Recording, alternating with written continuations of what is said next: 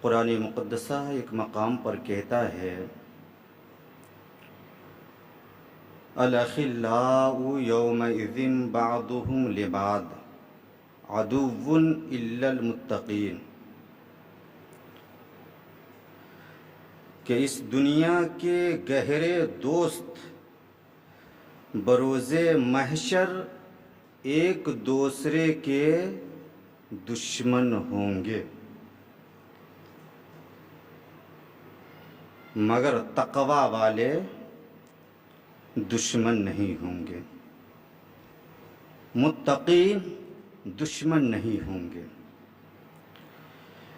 اس آیت مقدسہ سے یہ صاف پتہ چلتا ہے کہ دنیا کے دوست وہاں دشمن بن جائیں گے، دنیاوی دوست بروز محشر دشمن بن جائیں گے، لیکن تقوی والے دشمن نہیں بنیں گے، وہ دوست ہی رہیں گے۔ یہ آیت مقدسہ ہم سب کو ایک پیغام دے رہی ہے کہ سنو مسلمانوں، اگر محبت کرنی ہے تو دنیا دار سے نہیں بلکہ دیندار سے محبت کرو۔ اگر محبت کرنی ہے تو غدار سے نہیں وفادار سے محبت کرو۔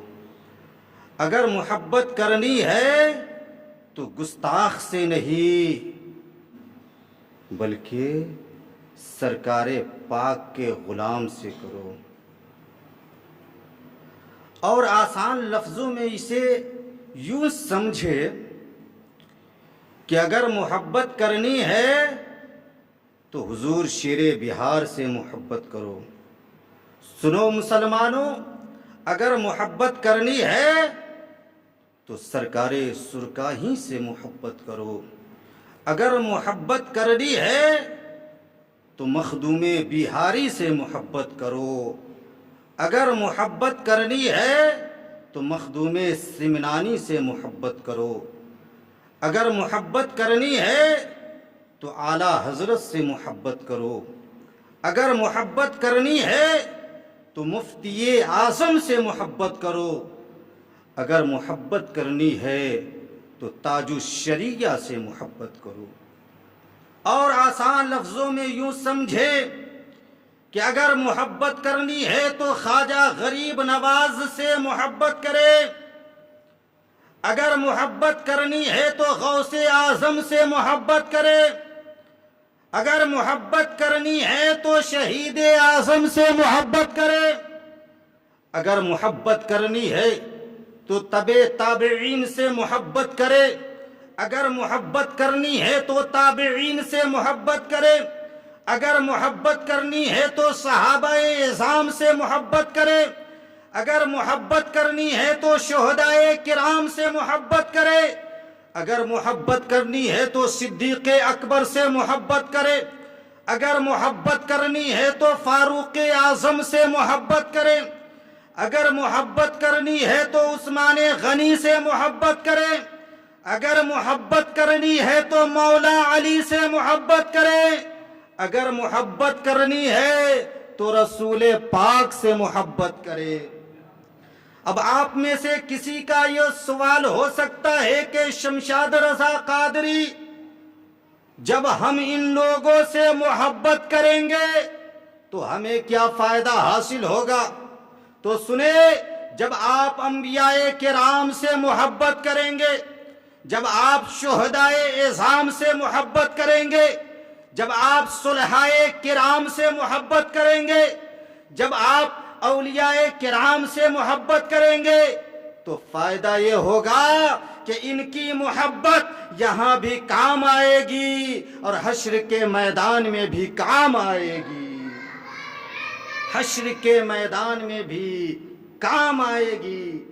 لہذا محبت ایسی ذات سے کرے کہ جو یہاں بھی ہمیں فائدہ پہنچائے اور حشر کے میدان میں بھی ہمیں فائدہ پہنچائے، کیونکہ وہ میدان جہاں نفسی نفسی کا عالم ہوگا، کوئی کسی کا پرسان حال نہیں ہوگا۔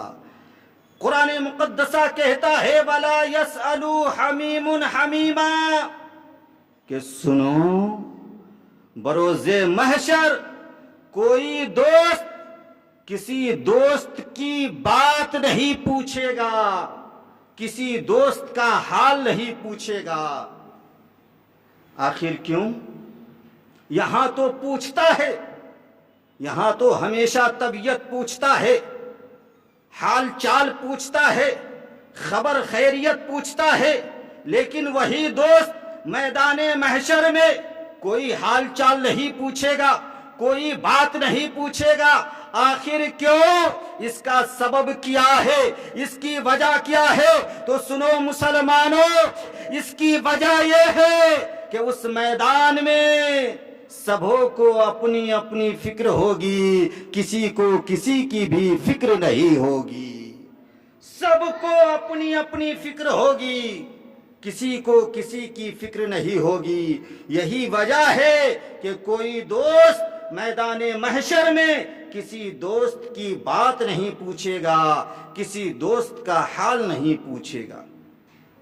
لیکن قربان جاؤ مسلمانوں اپنے پیغمبر پر کہ وہ میدان محشر کہ جس میں کوئی دوست کسی دوست کا حال نہیں پوچھے گا، جس میں کوئی کسی کی طبیعت نہیں پوچھے گا، کسی کی بات نہیں پوچھے گا، اس لیے کہ وہاں سبوں کو اپنی اپنی فکر ہوگی۔ لیکن اس میدان محشر میں بھی ہمارے نبی کو ہم سبوں کی فکر ہوگی۔ سبحان اللہ۔ کہیں گے اور نبی اذهبوا الی غیری، مگر حضور کے لب پر انا لہا ہوگا، مگر حضور کے لب پر انا لہا ہوگا۔ اس لیے مسلمانوں اپنے رسول سے سچی پکی محبت رکھو، اچھی عقیدت رکھو، کیونکہ رسول پاک کی محبت یہاں بھی کام آئے گی، قبر میں بھی کام آئے گی، اور حشر کے میدان میں بھی کام آئے گی۔ میدان محشر میں کوئی کسی کا حال نہیں پوچھے گا، کیونکہ سبوں کو اپنی اپنی فکر ہوگی، لیکن ہمارے نبی کو ہم سبوں کی فکر ہوگی۔ تو اس ذات سے محبت کریں آپ جن کی محبت یہاں بھی فائدہ آپ کو پہنچائے اور مرنے کے بعد بھی آپ کو فائدہ پہنچائے۔